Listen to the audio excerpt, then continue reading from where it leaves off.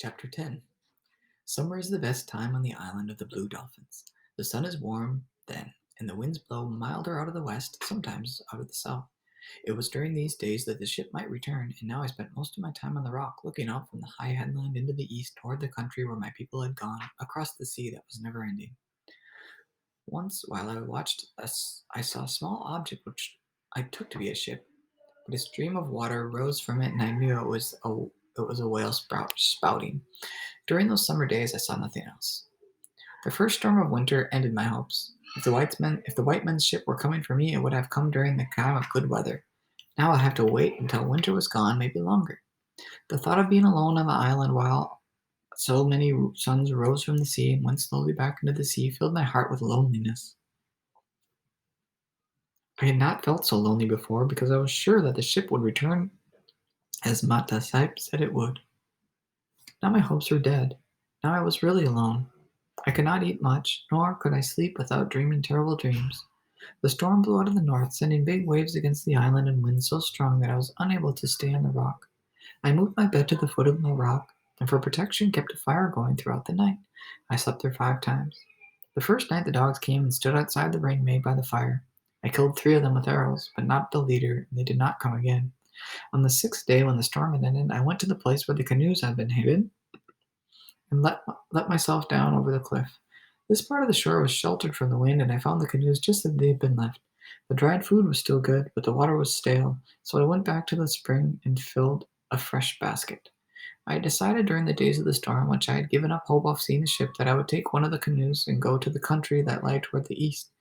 I remembered how Kimki, before he had gone, had asked the advice of his ancestors who had lived many ages in the past, who had come to the island from that country, and likewise the advice of Zuma, the medicine man who held power over the wind and the seas. But these things I could not do, for Zuma had been killed by the Aleuts, and in all my life I had never been able to speak with the dead, though many times I had tried. Yet I cannot say that I was really afraid as I stood there on the shore. I knew that my ancestors had crossed the seas in their canoes, coming from that place which lay beyond. Kimki too had crossed the sea. I had not nearly so skilled with the canoe as these men, but I must say that whatever might befall me on these endless waters did not trouble me. It meant far less than the thought of staying on the island alone, without a home or companions, pursued by wild dogs, where everything reminded me of those who were dead and those who had gone away. Of the 4 canoes stored there against the cliff, I chose the smallest, which was still very heavy because it could carry 6 people. The task that faced me was to push it down the rocky shore and into the water, a distance 4 or 5 miles, 5 times its length. This I did first by removing all the large rocks in front of the canoe. Then I filled in all these holes with pebbles, and among the path laid down the strips of kelp, making a slippery bed. The shore was steep, and once I got the canoe to move with its own weight, it slid down the path and into the water. The sun was in the west when I left the shore. The sea was calm behind the high cliffs. Using the two-bladed paddle, I quickly skirted the south part of the island. As I reached the sand pit, the wind struck. I was paddling from the back of the canoe because you can go faster kneeling there, but I could not handle it in the wind. Kneeling in the middle of the canoe, I paddled hard and did not pause until I had gone through the tides that run fast around the sand pit. There were many small waves, and I was soon wet, but I came out from behind the spit. The spray lessened, and the waves grew long and rolling. Though it would have been easier to go the way they slanted, this would have taken me in the wrong direction. I therefore kept them on my left hand as well as the island, which grew smaller and smaller behind me. At dusk I looked back. The island of the Blue Dolphins had disappeared. It was the first time that I felt afraid. There were only hills and valleys of water around me now. When I was in a valley, I could see nothing, and when the canoe rose out of it, only the ocean stretching away and away. Night fell, and I drank from the basket. The water cooled my throat. The sea was black, and there was no difference between it and the sky. The waves made no sound among themselves, only faint noises as they went under the canoe or struck against it. Sometimes the noises seemed angry, and at other times like people laughing. I was not hungry because of my fear. The first star made me feel less afraid. It came out low in the sky, and it was in front of me toward the east. Other stars began to appear all around, but it was this one I kept my gaze upon. It was in the figure that we call a serpent, a star which shone green and which I knew. Now and then it was hidden by a mist, Yet it always came out brightly again. Without this star, I would have been lost, for the waves never changed. They came always from the same direction, and in a manner that kept pushing me away from the place I wanted to reach. For this reason, the canoe made a path in the black water like a snake. Somehow I kept moving toward the star which shone in the east. The star rose high, and then I kept the North Star on my left hand, the one we call the star that does not move. The wind grew quiet. Since it since it always died down when the night was half over, I knew how long I had been traveling and how far away the dawn was. About this time I found that the canoe was leaking.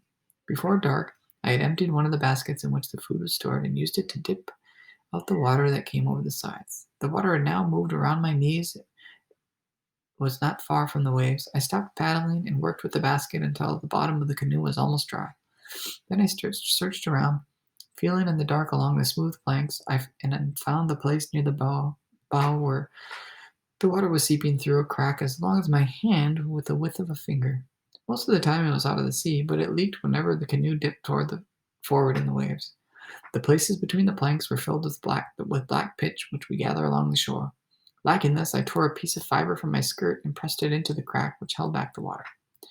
Dawn broke in a clear sky, and as the sun came out of the waves, I saw it was far off on my left. During the night, I had drifted south of the place I wished to go, so I changed my direction and paddled along the path made by the rising sun. There was no wind on this morning, and the long waves went quietly under the canoe. The long waves. I therefore moved faster than during the night. I was very tired, but more hopeful than I had been since I left the island. If the good weather did not change, I would cover many leagues before dark. Another night and another day might bring me within sight of the shore toward which I was going. Not long after dawn, while I was thinking of this strange place and what it would look like, the canoe began to leak again. This crack was between the same planks, but it was a larger one, and so close to where I was kneeling. The fiber I tore from my skirt pushed into the held back most of the water which seeped in, but whenever the canoes rose and fell with the waves, but which seeped in whenever the canoe rose and fell with the waves. Yet I could see, excuse me. Yet I could see that the planks were weak from one end to the other, probably from the canoe being stored so long in the sun, and that they might open along their whole length if the waves grew rougher. It was suddenly clear to me that it was dangerous to go on. The voyage would take 2 more days, perhaps longer. By turning back to the island, I would not have nearly so far to travel. Still, I could not make up my mind to do so. The sea was calm, and I had come far. The thought of turning back after all this labor was more than I could bear.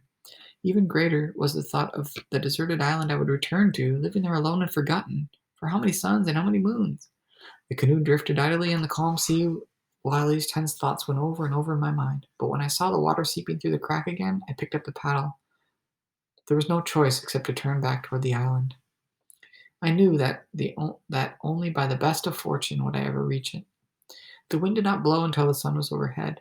Before that time, I covered a good distance, pausing only when it was necessary to dip water from the canoe. With the wind, I went more slowly and had to stop more often because of the water spilling over the sides, but the leak did not grow worse. This was my first good fortune.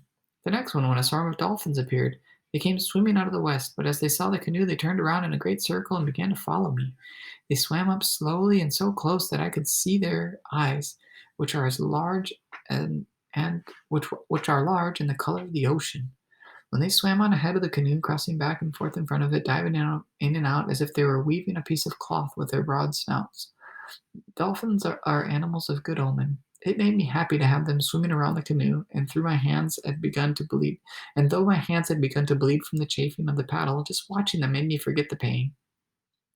I was very lonely before they appeared, but now that I felt that I had friends with me and did not feel the same. The blue dolphins left me shortly before dusk. They left as quickly as they had come, going on into the west, but for a long time I could see the last of the sun shining on them. After night, I could still see them in my thoughts, and it was because of this that I kept on paddling when I wanted to lie down and sleep. More than anything, it was the blue dolphins that took me back home. Fog came in with the night, yet from time to time I could see the star that stands high in the west, the star called Negat, which is part of the figure that looks like a crawfish and is known by that name. The crack in the planks grew wider, so I had to stop often to fill it with fiber and to dip out the water. The night was very long, longer than than the night before. Twice I dozed kneeling there in the canoe, though I was more afraid than I had ever been. The morning broke clear, and in front of me lay the dim line of the island like a great fish sunning itself on the sea. I reached I reached it before the sun was high, the sandspit and its tides that bore me into the shore. My legs were stiff from kneeling, and as the canoe struck the sand, I fell when I arose to climb up. I crawled through the shallow water and up to the beach. I lay there for a long time, hugging the sand in happiness.